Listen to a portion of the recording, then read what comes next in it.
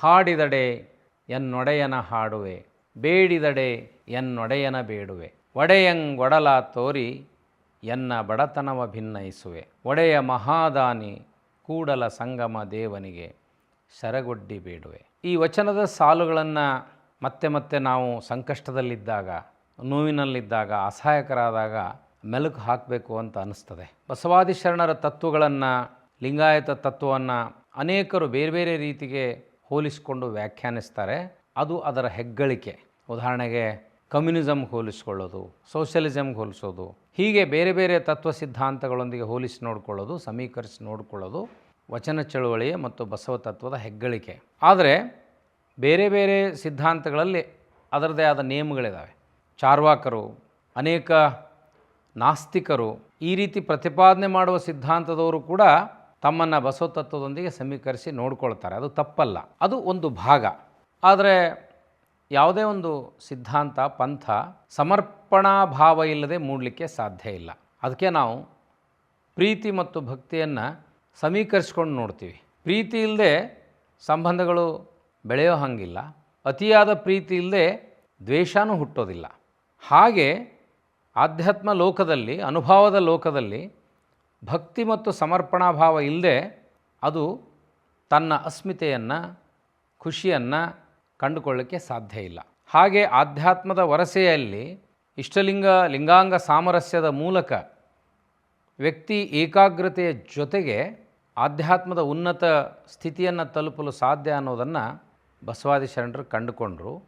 ಹಾಗೆ ಮನುಷ್ಯ ಅಂದಮೇಲೆ ಕಷ್ಟ ಇರುತ್ತೆ, ಸುಖ ಇರುತ್ತೆ, ನೋವು, ನಲಿವು ಎಲ್ಲ ಇರ್ತದೆ.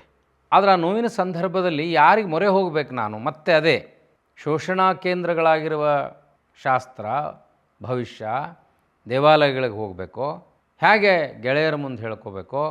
ಅದಕ್ಕೊಂದು ಮಾತಿದೆ, ನಿನ್ನ ಅಪರಿಮಿತ ಗುರಿಯನ್ನು, ನಿನ್ನ ಆಳವಾದ ದುಃಖವನ್ನು ಕಂಡವರೊಂದಿಗೆ ಹಂಚಿಕೊಳ್ಬೇಡ, ಅವರು ನಿನ್ನನ್ನು ಕಂಡು ಅಪಹಾಸ್ಯ ಮಾಡಬಹುದು. ವಿಕಸನದ ಮಾತಿನ ಆಧಾರದ ಮೇಲೆ ಹೇಳೋದಾದರೆ, ಇಲ್ಲಿ ನಾವು ನಂಬಿದ ಒಂದು ಶಕ್ತಿ, ಯಾವುದೋ ಒಂದು ದೈವೀ ಶಕ್ತಿ, ಆ ದೈವೀ ಶಕ್ತಿ ಎಲ್ಲಿ ಹೊರಗಡೆ ಇಲ್ಲ, ಅದು ನನ್ನೊಳಗಿದೆ, ನನ್ನ ಆತ್ಮದಲ್ಲಿದೆ.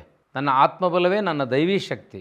ಅಲ್ಲಿ ಕೂಡಲ ಸಂಗಮದೇವ ಬಸವಣ್ಣನವರ ಆತ್ಮದ ನಿವೇದನೆಯ ಪ್ರತಿರೂಪ. ಹಾಗೆ ನೀನು ಹಾಡಿದಡೆ, ಬೇಡಿದಡೆ ಎನ್ನೊಡೆಯನನ್ನೇ ಬೇಡುವೆ. ಆ ಒಡೆಯ ದೇವರು ಕೂಡಲ ಸಂಗಮದೇವ, ಅವನು ಹೊರಗಿಲ್ಲ, ಒಳಗದಾನ. ಅದೇ ನಮ್ಮ ಆತ್ಮವಿಶ್ವಾಸ. ಅವನಿಗೆ ಎನ್ನ ಒಡಲ ತೋರಿ ಬಡತನವ ಭಿನ್ನಯಿಸುವೆ. ಒಡೆಯ ಮಹಾದಾನಿ, ಅವನು ಒಡೆಯ ಮಹಾದಾನಿ. ಅವನು ಆ ಭಗವಂತ ಅಥವಾ ನಂಬಿದ ಶಕ್ತಿ, ಈಸ್ ಅ ಗ್ರೇಟ್ ಸೋಲ್.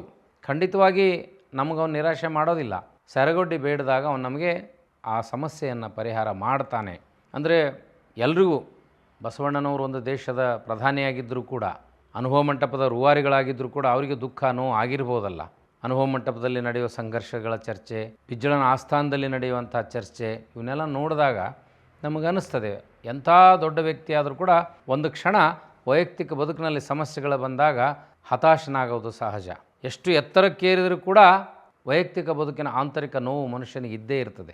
ಅಂಥ ಸಂದರ್ಭದಲ್ಲಿ ಈ ವಚನ ಸಹಜವಾಗಿ ರಚಿತವಾಗಿರ್ತದೆ. ನಾವೊಂದು ವಚನವನ್ನು ನೋಡಬೇಕಾದಾಗ ಅದನ್ನು ಮನೋವೈಜ್ಞಾನಿಕವಾಗಿ, ಆಧ್ಯಾತ್ಮ, ದೈವ, ಶಕ್ತಿ ಎಲ್ಲ ಆಯಾಮಗಳಲ್ಲಿ ನೋಡಿದಾಗ, ಮುಖ್ಯವಾಗಿ ಮನುಷ್ಯನ ಮನಸ್ಸಿನ ವ್ಯಕ್ತಿತ್ವದ ಅಂತರಂಗದ ಬೆಳವಣಿಗೆಯ ದೃಷ್ಟಿಯಿಂದ ನೋಡಿದಾಗ ಈ ವಚನ ನನಗೆ ಮತ್ತೆ ಮತ್ತೆ ಕಾಡ್ತದೆ. ಅನೇಕ ಸಲ ನಾವು ಹತಾಶರಾದಾಗ, ದುಃಖಿತರಾದಾಗ, ವೆನ್ ವಿ ಫೀಲ್ ಹೆಲ್ಪ್ಲೆಸ್, ಯಾರಿಗೆ ಹೇಳ್ಕೊಳ್ಳೋದಪ್ಪ?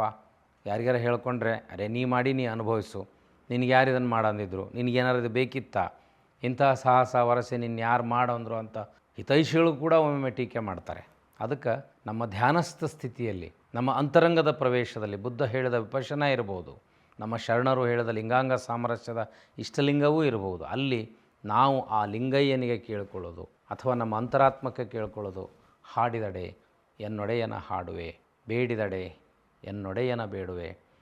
ಒಡೆಯಂಗೆ ಒಡಲ ತೋರಿ ಎನ್ನ ಬಡತನವ ಭಿನ್ನಯಿಸುವೆ.